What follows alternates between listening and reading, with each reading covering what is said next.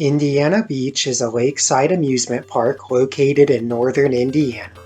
Starting in 1926 as a family-owned beach and bathhouse, this park expanded over the years and operates today with a whopping 7 roller coasters, all crammed into a relatively small space. Seriously, it is a marvel to see how this park made use of their limited space, as they have found some really creative solutions to cram all of these rides into the small amount of land that they have to work with. Many of the flat rides run on their own dedicated piers out to water, and they literally have coasters and ride stations above some of the guest walkways. I visited Indiana Beach for the first time on Friday, June the 14th, 2024. As I traveled there to ride the roller coasters, that is what I will be focusing on when discussing this park. Lost Coaster of Superstition Mountain is an attraction unique to Indiana Beach, in that they constructed a roller coaster within an old flat ride attraction they used to have. This wooden coaster takes you up an elevator lift and focuses on hairpin turns and small drops that have a surprising amount of pull to them. The weird caged trains give both backwards and forwards experiences depending on where you sit. I will need to get back to experience in one of the rear-facing rows, as I only got one back row ride before the attraction broke down for the remainder of my day, which is why I don't have any footage of it running. I recommend riding this first thing because it is known to be a maintenance nightmare for the park. As for the ride itself, I can highly recommend this as there is nothing quite like it out there. The next Woody we will be discussing will be the Hoosier Hurricane. Despite being a bit rough of a ride, Hoosier Hurricane offers an excellent view of the park and surrounding lake.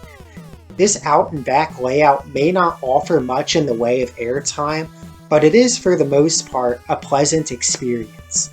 I do feel that this is the roughest wood tracked ride in the park, with the section of track before the turnaround being noticeably rough.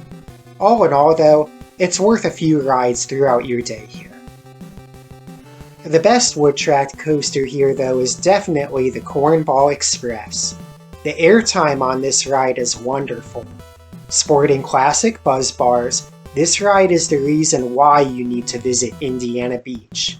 It has airtime hills galore and wastes no time in throwing you out of your seat with its relentless airtime hills. It may not be the longest ride out there, but it sure does deliver. I recommend both front and back row rides, and if the train is full, it will absolutely haul over these hills.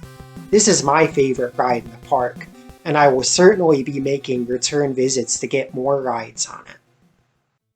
After Cornball Express, Steel Hawg is the next best ride the park has to offer. This S&S L logo model offers an intense beyond vertical drop and some of the very best hang time you can find on a roller coaster.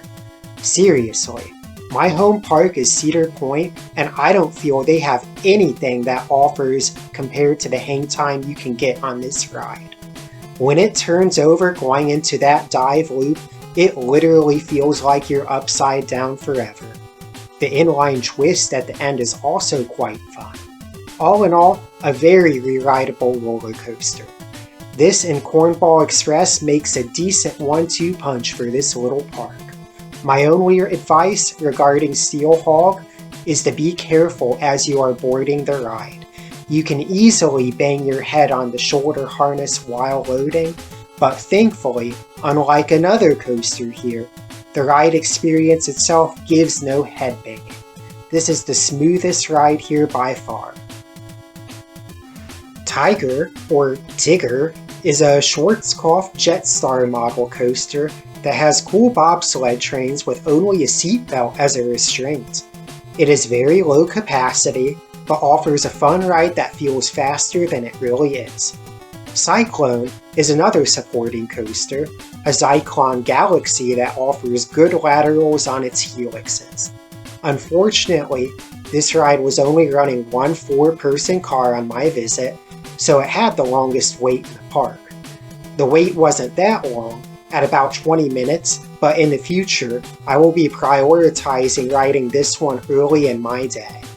All in all, these two rides help support the lineup, and I appreciate that the park offers them.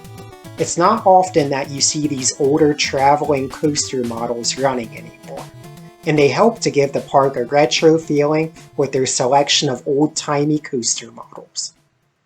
For the 2024 season, Indiana Beach has opened a new coaster, the All-American Triple Loop. This was the ride that convinced me to finally make the 4-hour trip out to Indiana Beach. This coaster, formerly known as Chimera at La Feria de Chapultepec, was known for its relentless forces when it operated down in Mexico. The ride is best known today for derailing and killing 2 riders due to La Feria's non-existent maintenance on the ride's trains. Needless to say, Mexico shut that park down following this disaster, and Indiana Beach purchased the ride along with trains from the defunct Mindbender coaster at Canada's Galaxyland Park in West Edmonton Mall. I got 2 rides on this during my visit, one in the front and one in the back, and I can firmly say that this is one of the very worst coasters I have ever been on. The trains feature a 3-tiered restraint system featuring a seat belt, a lap bar, and shoulder bars that come down like an accordion. You truly feel like you're being stuffed into a small metal box and latched down like cargo. There is no wiggle room whatsoever, and basic things like putting your hands up for the drop are pretty much impossible.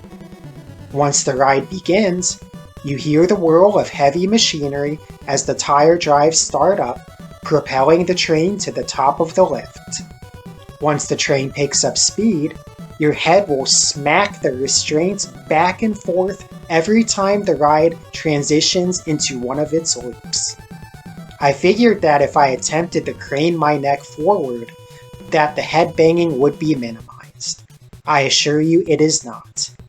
This ride inflicts a headache unlike anything I have ridden before.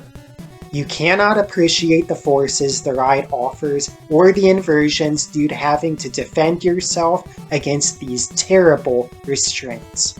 In the front row, you don't even get a good view either, as the front of the train comes up so high. I would recommend the front row though, just because I experienced less headbanging up there compared to the back. I am convinced that these trains are what make this ride so bad. It's a shame that the train La Feria was using was totaled in the accident, though given the fact that they weren't maintaining their trains, I doubt Indiana Beach would have wanted them anyway. However, Indiana Beach had a much better option available than the Mindbender train they are currently running. A few years back, Six Flags Over Georgia decided to replace the trains on their Schwarzkopf looper with the new trains from B&M. Though people say the B&M trains aren't as good as the originals on that ride, I firmly believe that purchasing new trains from them would have made this a decent addition to Indiana Beach. As it stands now, this is probably the very worst coaster I have ever rode.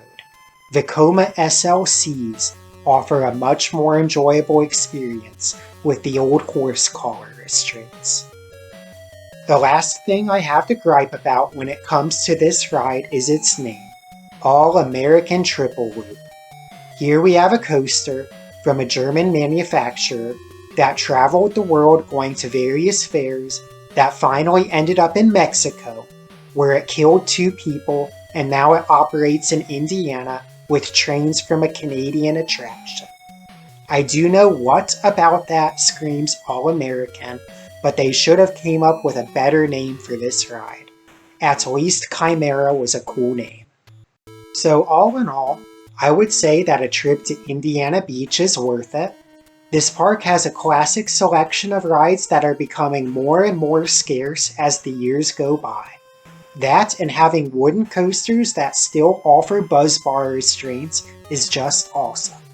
Schedule your trip and enjoy what this little park has to offer. Again, I find it fascinating how they were able to cram all of these roller coasters into such a small space. Don't be put off by the triple wait. Go and enjoy some Cornball Express and Steel Hawg. Seriously, these rides are awesome and I hope to make this park a yearly visit at the very least. Season passes are dirt cheap here, and for the price you pay, it's certainly worth it. Hey, if you stuck out the video until the end, I thank you. Consider subscribing to the Coaster Serpent for more content in the future, and have a nice day.